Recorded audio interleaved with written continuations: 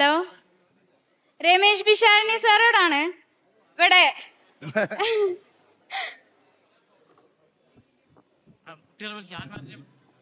പ്രിയമുള്ളവരെ,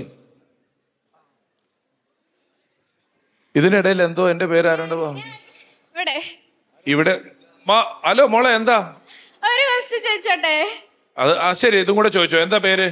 റിസാന. റിസാന ചോദിച്ചോ. ശരിക്കും ക്വസ്റ്റ്യൻ കഴിഞ്ഞു, എന്നാലും നമ്മൾ റിസാന ചോദിക്കാണ്. സിനിമയിലാവട്ടെ പല വേദികളിലാവട്ടെ കോമഡി പറയുന്ന ഒരാളാണ്. ഇപ്പൊ നിയമസഭയിൽ ഇരിക്കുമ്പോ എപ്പോഴേലും സീരിയസ് ആയ സമയത്ത് കോമഡി പറയണം തോന്നിയിട്ടുണ്ടോ?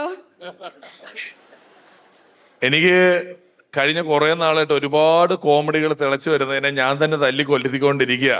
നമ്മൾ പറയുന്ന കോമഡിയൊക്കെ ഇപ്പൊ ആൾക്കാർ സ്റ്റേറ്റ്മെന്റ് ആയിട്ടൊക്കെ എടുത്തു കളയും. അതുകൊണ്ട് ഞാൻ തന്നെ മനസ്സിൽ ആലോചിക്കും, ചിരിക്കും, സീരിയസ് ആയിട്ടിരിക്കും. കോമഡി അടിക്കാൻ പറ്റാത്ത